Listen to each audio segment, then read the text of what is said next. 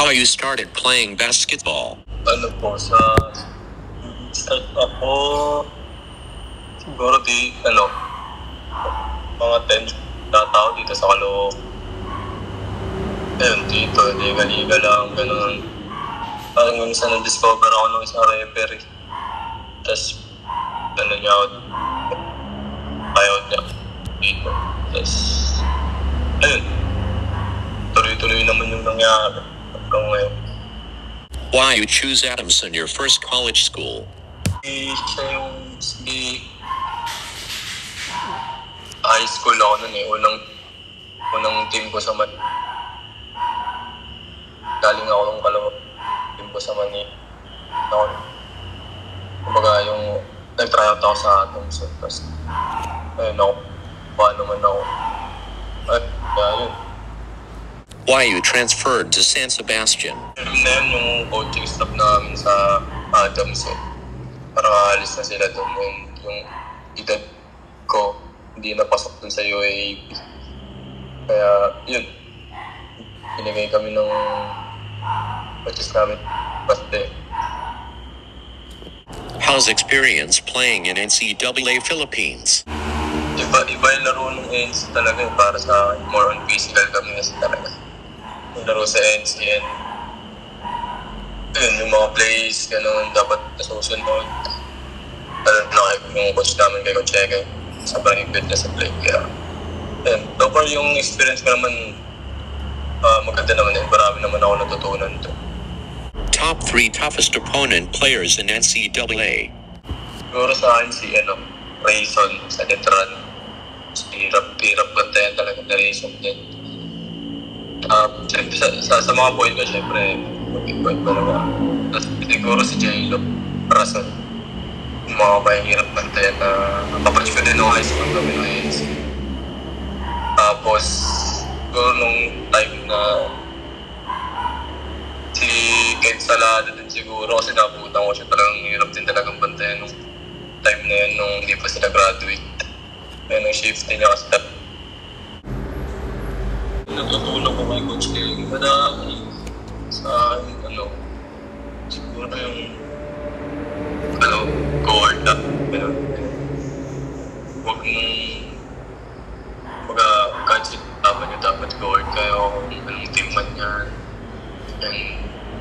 kung sino man yan. Yung pinaka natutunan ko talaga kay Coach King. Tsaka dapat para sa akin yun talaga yung pinaka natutunan ko sa dapat di ka pusong mamon.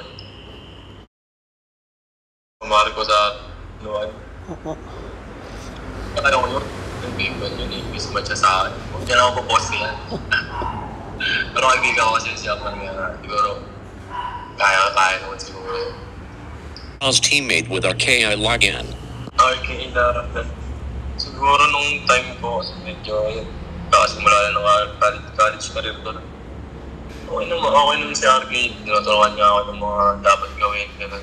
Kung anong, point guard din siya una. Tapos, yung mga tinuturo niya sa akin, mga dapat na ganito ganyan. Doon dapat na maayos ako. Siyempre, na-motivate na din ako kapag medyo pangit laro ako. Kumbaga naging mentor ko rin siya ng time. How's experience playing in the MPBL? Siyempre, para sa akin, more on physical talaga. Kasi, pro league na.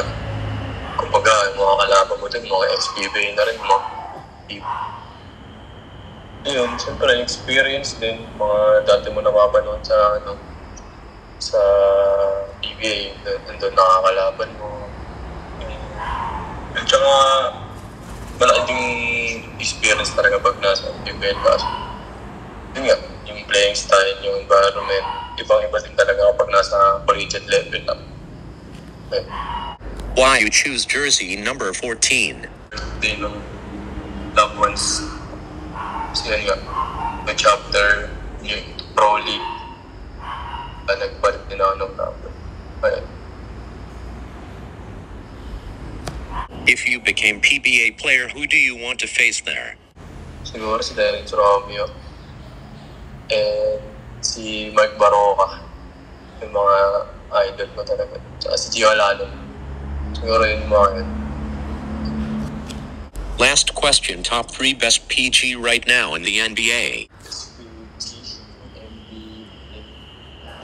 Siguro, siyempre, Eric. Kevin Kerr. Si Jamoran, tapos, siyempre, idol ko rin si Chris Paul. Talaga. Thank you for watching.